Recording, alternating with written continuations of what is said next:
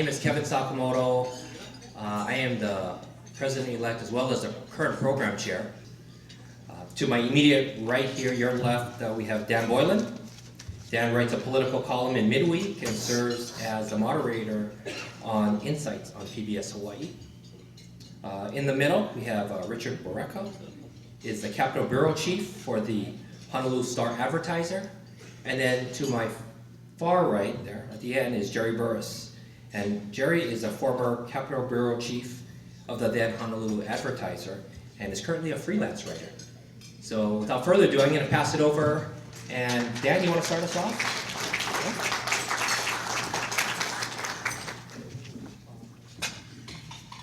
Hi. How are you guys? It's fun to watch the way we walk up the stairs compared to 35 years ago when we were here for the first time. Was it 35 years ago? No, 35 years. A little bit slower.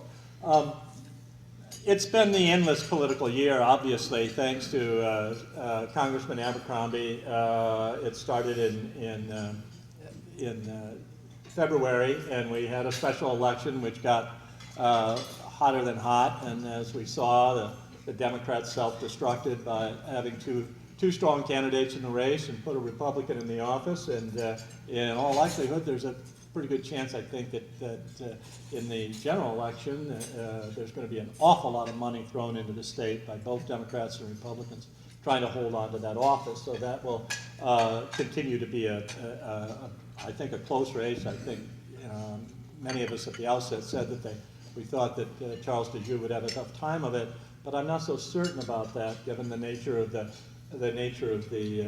political year. Independents seem to be heading away from the president's party, if you will, and to be across the country. And I've got a feeling it'll happen to some degree here in Hawaii too. So I expect it to be a very close race. The only race I think that I would call at the outset, and it's brave of me to do so, but Daniel K. Inouye will be reelected to the United States. And these two will shy away from that kind of boldness. They're more frightened people, usually frightened. The gubernatorial race, of course, sometimes I think it's a referendum on the past rather than on the future. We have two guys who have been around forever, literally, one since 1970, and one, I suppose you could say, has been around politically since he was appointed to Ariyoshi's administration in Mayor Hanneman, ex-Mayor Hanneman. I went to that publishers thing yesterday. You were there, Richard, and I don't know, I left depressed listening to the two of them talk. This is the first time that Dan Boylan and Richard Borreca actually agree on something. Extend my remarks. It was a miserable debate. I have more about how miserable it is in my column tomorrow in the paper, but it left me really wishing for, can we get another couple of candidates in this race? The format was fine. It was a finely prepared debate that allowed the candidates to show off what they had, and the candidates were so programmed, and so they might as well have just played their radio commercials at each other with two big boom boxes for all the actual debate that went on in the hall yesterday. As you were saying, but the governor's race obviously is the feature for the entire election season, and it looks like it's going to be contested both in the primary and the general. I think that whomever wins in the Democratic primary is going to be surprised to find out that the lieutenant governor on the Republican side is a much more capable candidate than he has been in the past two election seasons. I think he's grown a lot into the candidacy itself. I don't know if on a debate level whether or not he'll perform well, but as a campaigner, I think that the Republicans have got a pretty strong ticket going into the general election. I think one of the points about this, and this is not the first time that Hanneman and Abercrombie have been on the same stage, and people have felt that it was it was passive rather than active for some reason. I think one of the problems is at least in their own minds, they've been running against each other for better than 20 years. This is the endless campaign, going back to when they ran against each other for Congress, when Pat Psyche and finally won.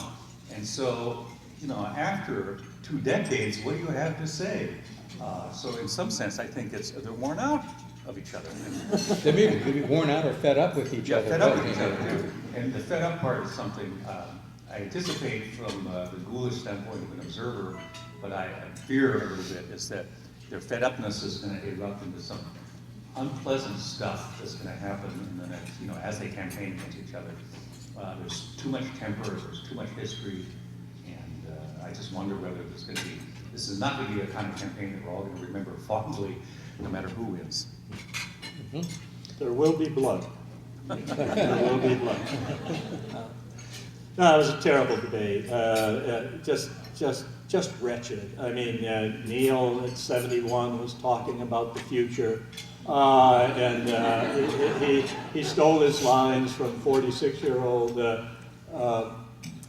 Barack Obama 2 years ago, and now he's selling that at 71. And the mayor said the word "I" at least 145 times in his presentation. I made this, made that, made that, I can do this. Between them, the egos could build another Hawaii Prince Hotel.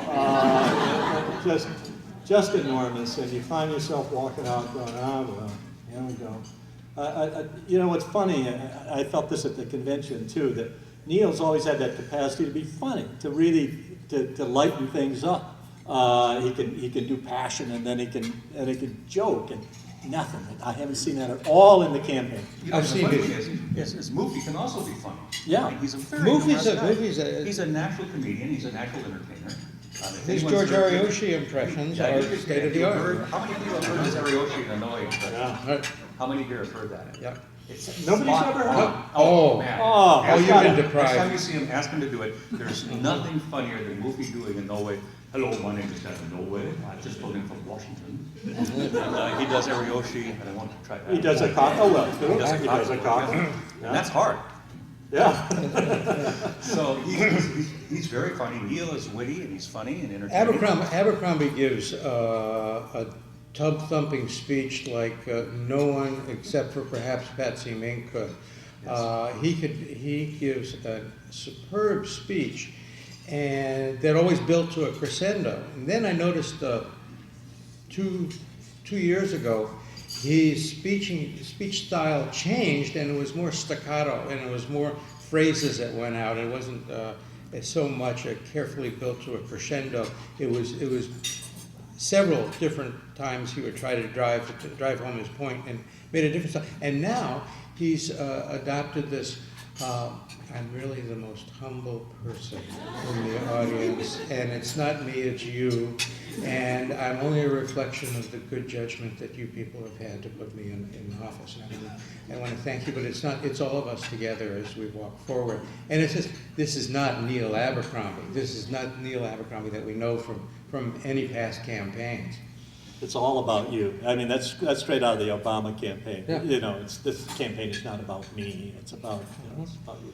It comes from someone who first started in office saying that he was super senator, Right. complete with a costume. Yeah, and so much of that campaign was based on humor, too. Back in 1970 when he ran for the United States Senate. It was hilarious. He was running against Hiram Fong, and Hiram Fong, of course, had a loan operation, so he went down. What did he do? He borrowed nickel. Gave out money. He borrowed $100 from I can't remember the name of Finance Factors. Okay, and then gave it all out in nickels on the sidewalk. No, it was hilarious. A lot of people said, "You don't get my vote for a nickel. It's at least a dime." It's the time. But that race, of course, is going to be very fascinating. My guess is that during the next few weeks, the Hanneman campaign has so much money. It's shocking how much money they've got, and they're calling their ad campaign "Shock and Awe," and "Shock and Awe" is about to hit, and you're gonna see more of movie than you can possibly believe. And if you've noticed the ads, you can tell the guys who have the money. The lighting is just right in Dan Inouye's ads, incredibly. They're just right, and in Moofy's ads, the lighting is just right, and in Young Schatz's ads for Lieutenant Governor, the lighting is just right, and it's because they got the money and can hire the real pros to do it. Neil doesn't look so good in his ads. No. The light's not right. Neil's got When one Dan shiny says board lighting, and that's that's it. right. I don't know if you noticed it, it's the same thing. It's this golden afternoon sunlight coming filtered through shutters. I mean, it's a cliche almost now. Yep. They're sitting there, there's some little palm trees in the background, and this golden light is coming through shutters, and at some point, children show up. Almost always. Yes. It's almost like, it's a format.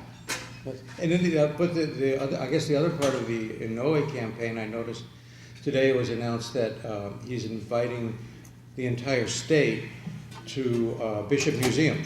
Bishop Museum is free this weekend, and they're going to have rides. They're going to have, it's not pony rides. Here's the whole museum for you, free, and entertainment all day long. It's probably going to be a raffle.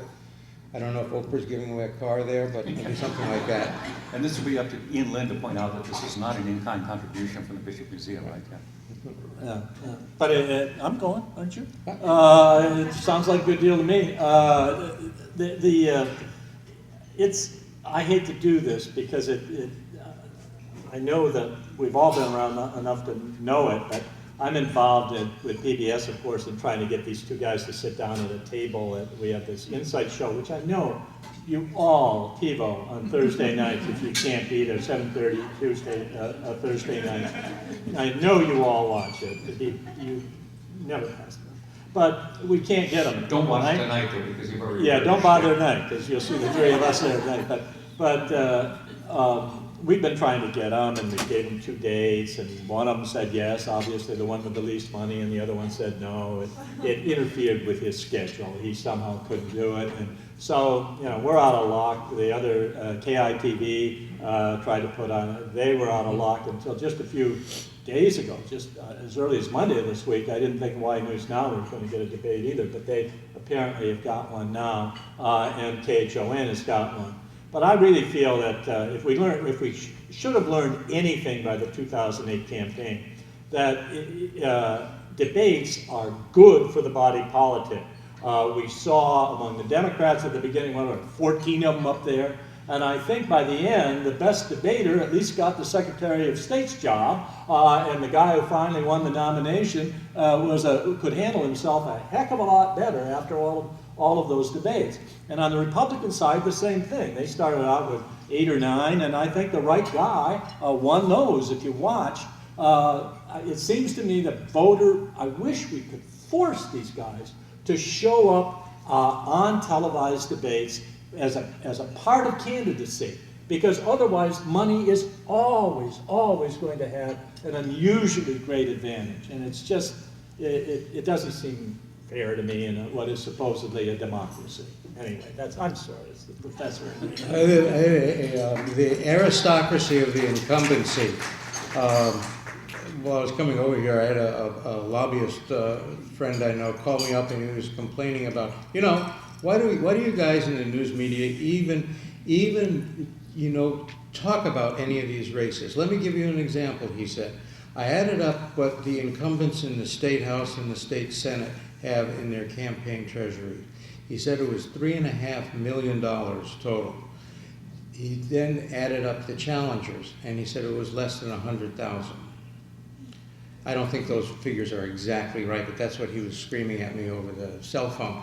But the difference between the incumbency and the ability to raise money and the ability as someone out of office to raise money is a real problem. I don't know if it's publicly funded elections or what are needed, but something should really change on that. And it was perfectly obvious that Mayor Hanneman stayed Mayor Hanneman until the last possible minute, because he had so many good things to give.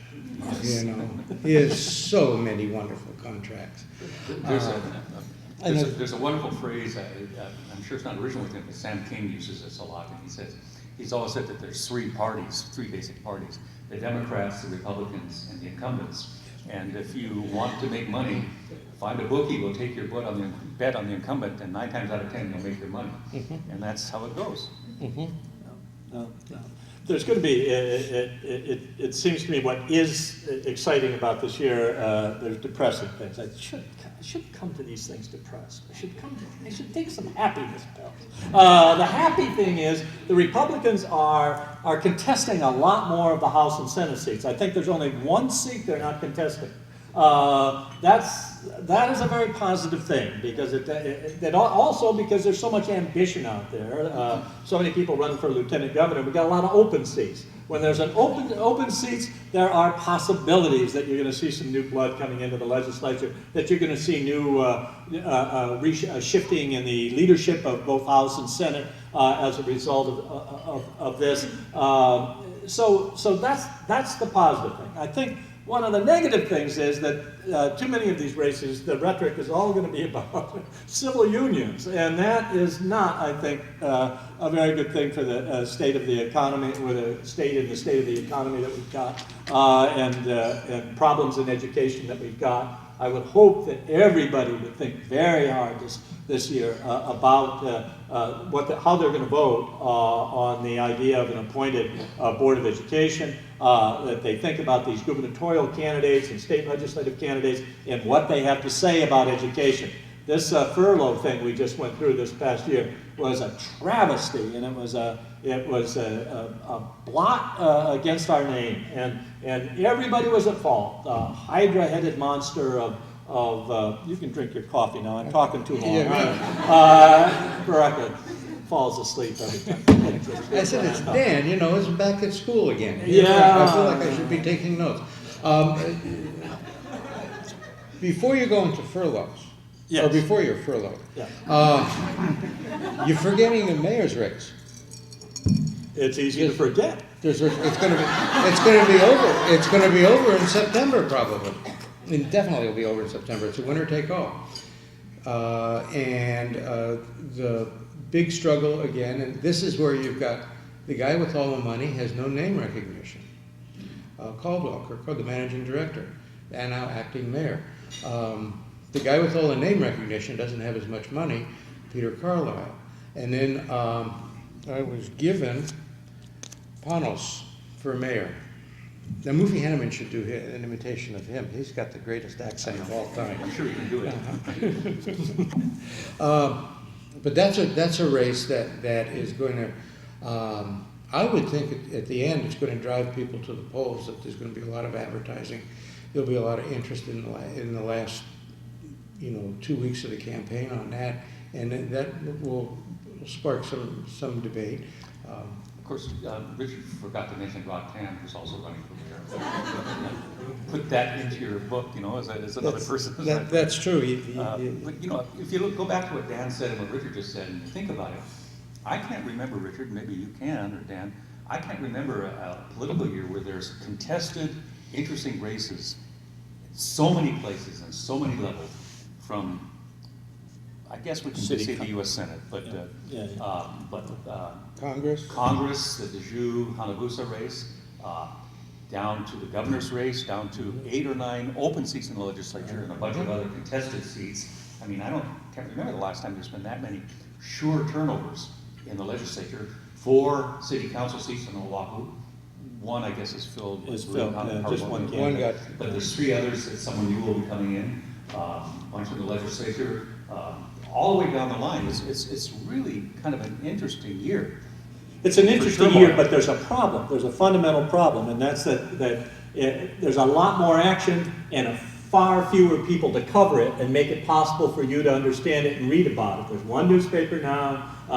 There's 3 TV stations instead of 4. You should be watching Island Insights every Thursday night at 7:30, and you'll be okay. But aside from that, Richard he's just writing columns like Borreca and me, like Burris and me now, so he's not doing any work. I'm a really happy guy. So that's a problem, and if you just have to drive by any street corner and see all those signs up there to realize, I find myself going, who the hell is that? Who's that? Who's that? Who's that? And of course you move to another part of town and you've lost it all. You still got the movie and the meal and the this. But then there's a whole new Stanley Chang. Who's Stanley Chang? I don't know, the Chang guy. Or you go over here and here's another. You're going into East Honolulu again. You know you're not supposed to be over there. I need to get my passport. That's right. You're a Pearl City guy. That's right. But we do have a problem with the media and the shrinking media, the shrinking number of reporters in the media that continues to be there. So it's harder to act as an informed citizen. Yeah, you have to wonder whether there's maybe a strange relationship between the diminishment of the media and the expansion of the races that are contested, where people are saying, "Oh, no one's going to be watching me. Why don't I try it?" It could be, or it could be the expand. I don't know. The blogs and the internet is seething. Facebook is driving me nuts. Yeah, but then, that's another question. How many people are in fact using the new media to educate themselves about candidates? I don't know. I mean, I see my young son and young daughter on the internet constantly, but it doesn't appear to me that they're going to candidates' websites, or it just doesn't look like it to me. By the way, is your inbox as cluttered as mine is with important messages from Charles Dejoux? Yes. Sorry. They figured out email. Of course, the 20-somethings are not using email, but for us old people, maybe we should ask Email them is so a question. useful. What's that? Maybe we should. Yeah. Do you folks have questions? We're obviously out of gas already. We're so depressed. We don't look like killer bees, do we? Yes, sir. What does Charles Dejoux have to do to win? Well, he's doing what he can in terms of using every ounce and dot and fragment of his incumbency to let people know he's out there, he's working like crazy. I just made the joke, but every single day we get 2 or 3, 4 or 5 emails from him about important things he's doing. He's developed a policy on North Korea. He's invited the president of the Philippines here to talk to somebody. He's concerned about penguins, I think, too. Yes. Yeah. I mean, he's for someone who is as far down on the Washington, D.C. food chain as is possible to be and still be in an elected office, you would think that this guy was going to be addressing the United Nations next week when you see his emails. But that's exactly what he needs to do, and he has to frame it in terms of a re-election campaign for Charles Dejoux, for Congressman Dejoux. And in those terms, it's a lot easier to go up against what's going to be a really tough Democratic machine vote against him. But the Republicans are also going to be tossing in their stuff. Pretty soon you're going to start seeing the negative ads on both sides coming out on that from all the, they call them mud packs, all the unaffiliated political action committees, Republican women who just can't stand it anymore.com, and Democrats for we have to have more social justice.com. And then, yeah. One thing is, and you'll see more of it, and I think you alluded to it, Richard, is the national folks are already paying attention. Dejoux can't sneeze without someone pointing out that he has a cold, and that you should need to worry about that. He may not be that healthy. Right. Some email will come to you from some organization. So the Oppo research is just intense. Less so on Hanabusa right now. The Republicans are not eyeballing her, at least what I can see, as much as the Democrats are eyeballing Dejoux and trying to keep you informed about how terribly he's doing and everything. So, and I think as we get closer, we're going to just be deluged. But it should be pointed out that one of those Republican women groups, I think it was Lynn Cheney's, really had an effect in the special election in coming out with ads against Ed Case. And they were were so well camouflaged. I knew a guy who was very close to Ed Case who thought they were coming from Hayabusa, and they weren't. Mm-hmm. They were coming from this Republican women's organization, and that just said, I think it was Concerned Women, right? Right. Concerned Republican Women or something, and I'm convinced they took 4 or 5 points away from Ed in the last days of that race. Yes, sir. Professor Kay. How much do you think the rail issue will play a factor in voters getting to the polls in the primary special election? I've been thinking about this because one argument would be that if you're against rail, which I guess a good portion of the public is, you'll vote for Panos for no other reason, just because he'll stop the rail if you're opposed to it. But I think that I suspect, and I haven't seen any polling on this, but it's a little less concrete than that. I think that a lot of people are opposed to rail for, if they live in East Honolulu, unlike Dan, or they live in Windward side or something, may not want rail. Will that drive them, or will some other things, movies, huge advertising, Abercrombie's campaigning, something else like that? Surely some people will think rail is so important to me, either positively or negatively, that that's what my vote is going to depend on. But I think that Panos would make a mistake to assume that if the polls show 48% or 52% are against rail, that means that 48 or 52% of people are going to vote for him. I just don't think that's going to control that many votes. I think that's well said. That it's an issue.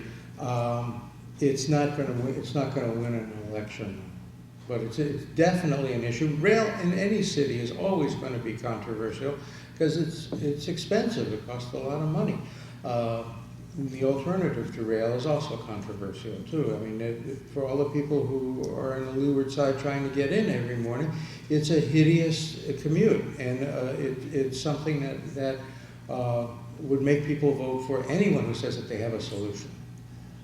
I hate to disagree with my esteemed colleagues. That 140,000 people are, every time they breathe, it seems to me they add $1 billion to how much they detest rail and how much it's going to cost. And I can't help but believe that with the other 3 candidates, if you count Lightning Rod still in it, the other 3 candidates being very much for rail. I mean, I've heard Peter a couple of times say, I'm all for rail, and eventually I wanted to come right out to my my Hawaii Kai home so that lazy ass like me can get in it and ride it into town, I mean, those guys are all for it, and they're trying to divide up 156,000. They're going after 156,000 votes. 140,000 votes on a rail issue that is strongly contested and strongly felt about. I think makes an awful nice pond for a guy like Panos to fish in, and I think he's going to catch a lot of fish. Will he win? I think I agree that it'll be hard. He doesn't have a lot of money to campaign with. There's not a lot of attention being paid to the mayoral race. On Insights, we're going to bring all the candidates on, not just the 3 that count, and for example, and that'll get it all mixed up. And it's a short race, so it's tough. The decision of the council to have that race on the 18th instead of the really helped Peter Carlisle and name recognition. If there'd been a longer amount of time, it would have been a different kind of race, I think. Yes, sir. How about the lieutenant governor's race? Any favorites? Throw a dart, you choose the winner. Yeah. I think it's going to be name recognition. Unless someone does something that an Akamai opponent can seize upon as an issue. Although I don't look at old enough to remember Cayetano as a lieutenant governor candidate, unlike Dan, he seized the lieutenant governor's campaign when another candidate, Vicky Bunye, said something about the Department of Education, and there are so many AJA women in the Department of Education. Ben changed that into, I am so much for the Department of Education and all the good and hard workers that are in that thing, and I can't believe that Vicky Bunye would say something so terrible about the Department of Education. And it got him votes. He was like bouncing around in second or third place, and it shot him up to the top in the polls, and he won the lieutenant governorship. So if you have something like that, one of the candidates could separate themselves. Outside of that, it's going to be just a straight-out popularity contest and name recognition. I think there's one other thing. You talk about single-issue issues like the rail or like civil unions or same-sex marriage, and it might have an impact on basically on the Democratic side. It's a winner-take-all, bizarre kind of 7 or 8 person battle royal, and you have on same-sex. I think Norman Sakamoto has identified himself, and Gary Okino have identified themselves strongly with the kind of opposition to the same-sex marriage. Yeah, Bunda's in there, but not Bunda's to in the there, same, not to the same extent that. So that I mean, belong. they could capitalize on that, and you only need a plurality to get through the primary. And then, of course, if the Democrats are running the show in the general, you know. Yeah, but Sakamoto and Bobby are both opposed, right? To civil unions. They voted Yes, against yes, civil yes. unions, and we're on the committee, right? But all the others are. No, I think, Who isn't else? Gary Okino? No, Gary's running for Hoosier state. would be the Hoosier most was- progressive Yeah. of them. Yeah, So and then anyway, followed by my Shaw. point was that a kind of a narrow, single issue thing might have an effect in that complicated of a race, more so than in a broad race like the general for governor. I think Schatz has a couple of good things going for him. A, he's got a lot of money. He's got more money than He's anybody got the else. HGEA. What's that? The HGEA. He's got the HGEA, and he also has that identification with the Obama campaign, where he was one of the 3 guys who ran it, and he runs that right at the end of his ad. Isn't that a double-edged sword? I mean, at least nationally. We're still at about 64% approval rating of the prep. In Hawaii. Pretty hard to turn. Well, the lieutenant Pretty hard to governor's turn only a guy who's for the only man you'll ever have become president of the United States, who was born in your state. I think it's hard. I think it's still a positive in Hawaii. So that might be one of the few races in the country where Obama will willingly go and campaign for someone. Might be. Can you comment on the role of absentee ballots in this election cycle? Let me take a show of hands. How many people are going to take an absentee ballot or a vote? Whoa. There you go. Changes the whole ball game. There you go. They're going to go out in the mail on, I believe it's about the 25th of this month, so about 10 days or so from now. They're going to be in the mail. The hard thing, what you can't figure out on this is when people vote and how to handicap it. I would be willing to bet that if you stopped voting after the first week of the special congressional election, Ed Case would have won. By the end of the period when the ballots were out, the vote had changed, I think. I think that there was if you measured early on, it was Ed Case's race, and then it became Hanabusa coming up as the negatives on Case went up. So you have that same kind of thing. If you're trying to handicap this race, what it's going to mean, it should mean a higher vote turnout. It should mean more participation in the race. Democrats should like that because there are more Democrats than there are Republicans in Hawaii, period. As far as the unions, it's still a hard go for the unions to use it because you still have to call people up at night and say, did you vote? Mabel, did you vote? Who'd you vote for? Okay, then scratch that one off the list. Milton, did you vote? Hey, that's the way the unions have to do it. We have a point of order over here. Okay. Okay, well, first of all, for those of you who know what Yom Kippur is, the primary was scheduled on Yom Kippur. You're right. So those of us who are Jewish will definitely be doing absentee ballot, and I was so happy when I don't know who decides on the date for a primary. This has happened before. and candidates have complained about it. Yeah. Mm-hmm. Okay, second thing is, my understanding is it's a civil union bill, not a same-sex bill. There's a real difference there, because I have a lot of clients who are heterosexual, who have decided not to get married, but want to benefit from the civil union benefits that any married couple would have. Well, as of now, there is neither a same-sex or a civil unions bill. It's POW. It's going to go back to the 2011 legislature as a whatever bill can survive the new legislature if one does. So it's a totally new ballgame on how it's going to be done. If there's any chance that there could be some more definitive statements from the federal courts by next May 2011. If there's today they had a ruling that they could resume same-sex marriages in California, and if there's another appellate court ruling that holds that to be true, you know, it would propel more debate for, well, we should do it here in Hawaii too.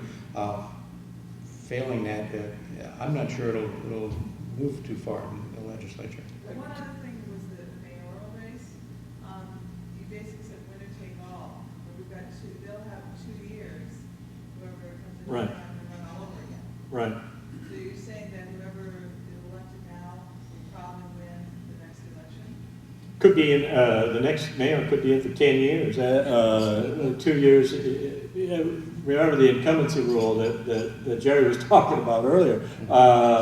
If he wins, being incumbent 2 years from now, re-elected again 4 years after that, could be in for 10 years.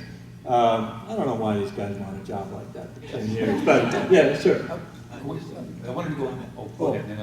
The election, I mean, the voting for the rail system here, my suspicion there's about $1,000 per vote for rail versus $1 per vote for against the rail as far as what investments are here. So I'm not sure how valid that would be in the bigger picture. But with all of you being impacted by the new media, do you have any idea where the future would be? Because from my perspective, while I was a major supporter of the Star Bulletin and wanted to have 2 meetings out here, I found that they were basically the same. I didn't see any. I was hoping for major competition. I didn't see it. And your opinion, where do you think it's going now? This whole internet thing is a fad. It's gonna blow up. It's just a bunch of tubes, right?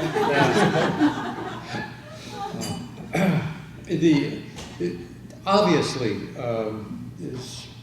smearing ink on dead trees is not going to work for very much longer as far as a printing medium. You know, it's going to have to go to other formats in different ways. I don't know if it's going to be iPads are going to save the day, or Kindles, or Blackberries. The problem with it is that with the advent of the new media, you have stopped reading. People are just not reading anything more than Twitter messages. And if it takes longer to consume than that, then that's too complicated an argument for people to comprehend. And so it goes over their heads. They don't want to know about it. So the news media is devolving into a headline service. And I'll take whatever suggestions we can have and in some way get folks to read a compound, complex sentence. Because I don't see it. I've been twittering your whole thing so far. Exactly. I think I would go back and say that I wish I could say that there is a fundamental interest in the internet, in public affairs. And in what we're losing is journalism. I mean, and I think maybe in the partisan wars of the last 40 years that have become or 30 years that have become so partisan, we've lost the idea that journalists did have objectivity in their mind when they walked out the door. And people would say, oh, all of the liberal media. Well, reporters are not taught to be liberal. They're taught to go out and try to get the story. And I don't think that the media, with the attacks on it, really defended journalism enough.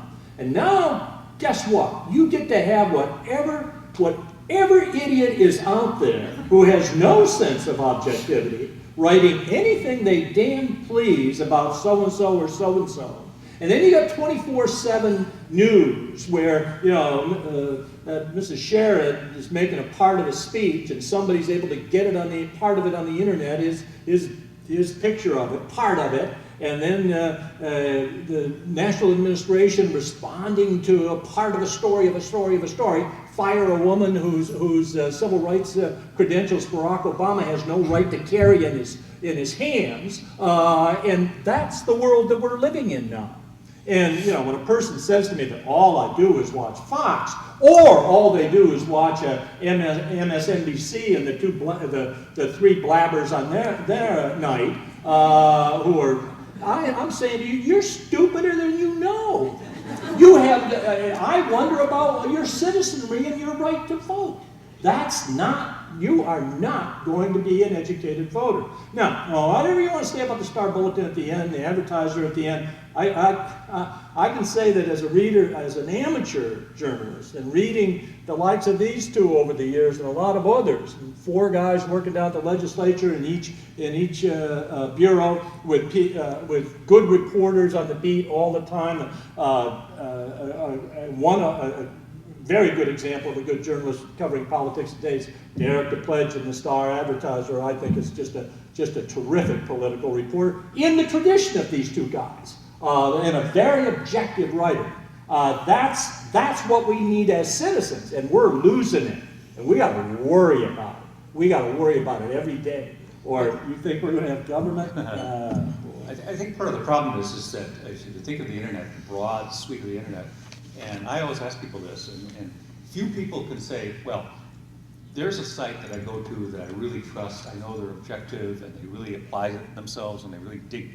You know, you don't have that. I mean, the newspaper spent the better part of a century, developing a sense of credibility, or at least selling you that they were credible. If they weren't credible, at least they made a lot of effort to sell you on that, and the internet is not there at that point. And so, where do you go for the one kind of clean source of news on the internet?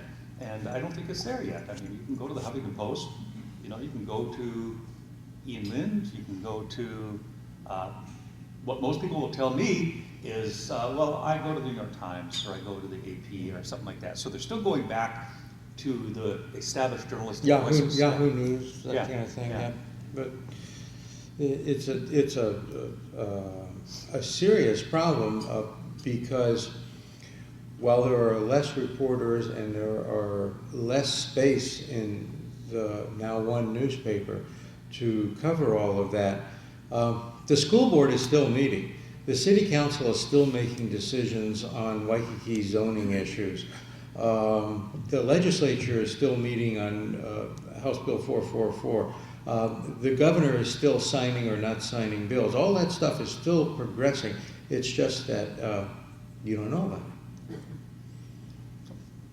Sir. Yeah.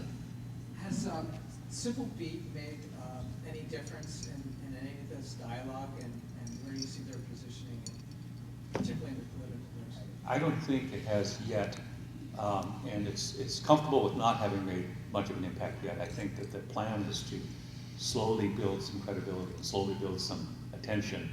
I think that, I don't know how they're going to do it, but they need to market themselves, basically. Mm-hmm. I mean, you know about Civil Beat, and maybe a lot of other folks do, but most people don't. They've taken a risky move of making it a for-pay site. I mean, even if it's only $2 to get on today because you want to read something, that's still $2, you know, and when you can go to so many places for free. So there's a challenge there. I mean, their game plan, their marketing plan is to give it a year and see if they build up enough head of steam that they can keep going. But at this point, I see more recycling of what's already there than I see fresh stuff. Can't blame them. You have to start somewhere, but it's a slow start. You know, when you get into the discussion of the Star Bulletin and the Advertiser are printing the same news every day. Well, if you go to the same UH football game, you're going to come up with stories that are quite similar because it didn't look that much different to two different people out there. Okay, so you can take a different approach on political news. You can have a conservative newspaper and a liberal newspaper. You can, I hate all the incumbents newspaper, and I believe in the libertarian viewpoint newspaper. You can have all those different kind of things. But at the end of the day, that's not going to drive readers to your medium. So the civil beat is going to have the same problems that everyone does, capturing enough people. And it's a little bit more obscure because it's not there. It's only on the internet. If you're on the internet, and one of the other 8 bazillion things you could be looking at on the internet. So it's going to be difficult. I think Jerry's right that some merchandise, some marketing of it could help a whole lot. And I'm in favor of all journalists having jobs. So it'll be good for them to keep on hiring reporters or paying for news. But boy, it's going to be tough for them. I just thought of something. Is that if we assume, for the sake of argument, that some marketing is necessary to move civil beat up to the next level, where do they market? In the one newspaper left in town, or the one TV station left in town? I mean, where do they go? You know?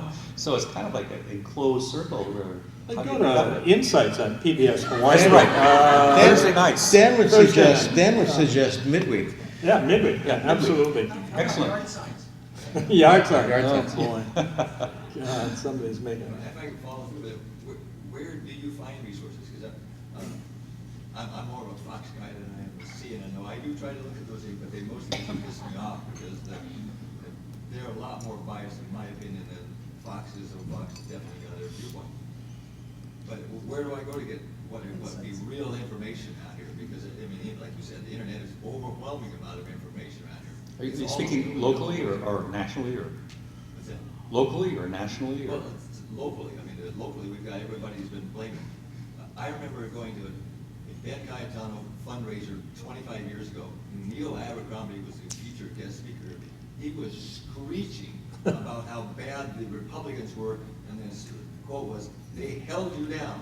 Now, they had been in power for 30 years by that time, but he was all going back to path. So I'm really encouraged to talk about, to find out that Neil's looking toward the future now.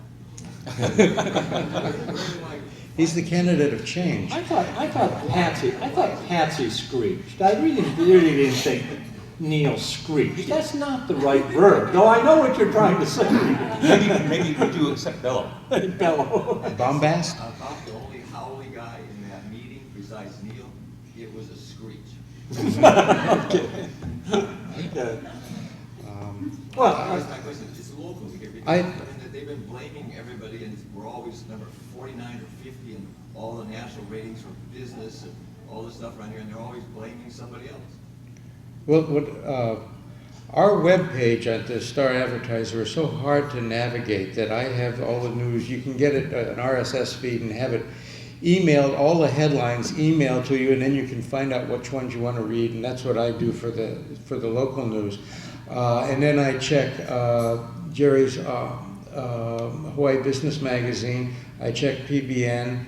I scan the headlines in the 3 TV stations, web pages in the morning, and then sometimes I'll check 1 or 2 of the blogs, but I try to stay off the blogs because they just irritate me so much.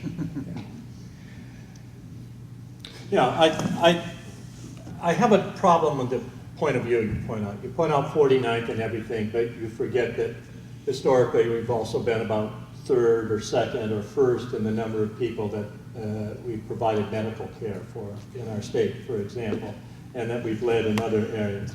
The problem with the argument that Neil was making, obviously, it's what you do in every election, right? You use whatever history you can for your own purposes, and certainly it's getting a little bit old, isn't it? But the problem then is why do all of these voters keep voting the Democrats back into office. You've got two options. You've got two options in answering that. One, the voters are stupid and deluded. That's why there are only 6 Republicans in the State House and 2 in the Senate. If you want to take that position, fine. But I don't think that's going to be a winning position for Republicans to become a really balanced, for us to have a really balanced two-party system. You can't call the voters stupid. What you're then doing is accepting a federalist position, and that party disappeared long ago in American history, about 1810, if I'm not mistaken. And so I think you've got to recognize that people use the political arguments that they feel that they need to at the moment. Linda Lingle, I watched Linda at the 2004 Republican convention call George W. Bush one of the greatest presidents in our history. And 2 years later at the next Republican convention, you couldn't see a picture of George W. Bush or hear a word about him anywhere. So the Big Five was used, and the Republican oligarchy of pre-1954 was used by the Democrats, and there's some that are still using it today, I imagine. Just one final point here, and it goes back to the question earlier about absentee voting, is politicians or campaigns are like generals, and they're like newspaper reporters. They're always fighting the last war. Yep. And so they're always trying to win the war that they lost or that they fought 2 or 4 years ago. Mm-hmm. And part of the problem with that is then, well, as it gets close to election day, that's when we come out with our gangbuster. That's when we put out our nuke, to win the election. By that time, 50% of this audience has already voted. They're not thinking about that. So, and I don't think that the style of campaigning and the logic of campaigning is caught up with the reality of the changing patterns of voting. And this is going to have, the first person who figures that out is going to surprise people and walk into office. And where did that come from? Yeah. We have time for one more question. Yes, ma'am. Do you put any faith in political polls, and if you do, so why? In case you didn't hear it, the question was political polls, do you put any faith, and if so, why? We sponsor polls every 2-4 years.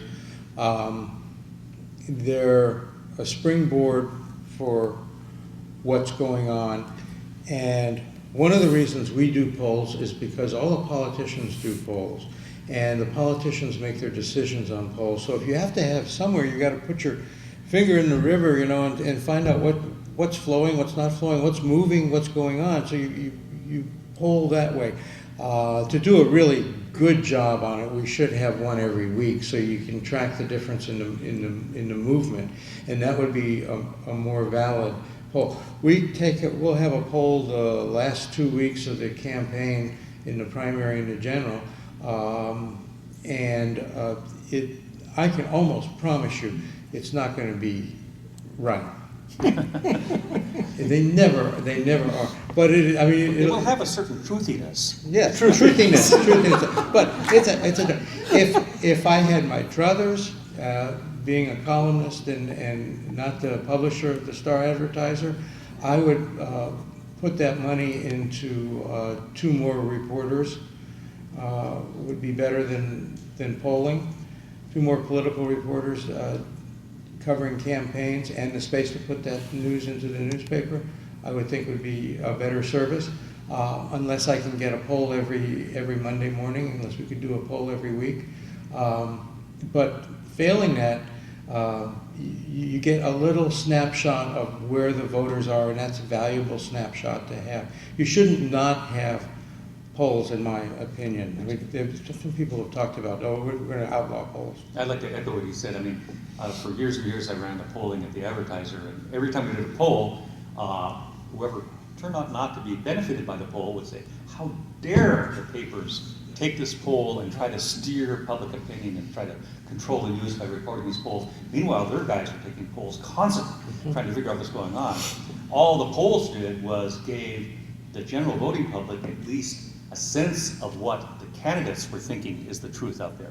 It's an approximation of the truth, but it's something that everyone's doing. Unions are polling, the campaigns are polling, the public interest groups are polling, but the one group that should not know what the polls are telling you is the voting public. So I don't see any reason why media shouldn't poll, fully understanding that they're less than perfect. Well, thank you so much. With that, thank you, Jerry, Burris, Richard, Borreca, and Dan Boylan. Thank you so much for coming and spending time with us again this year.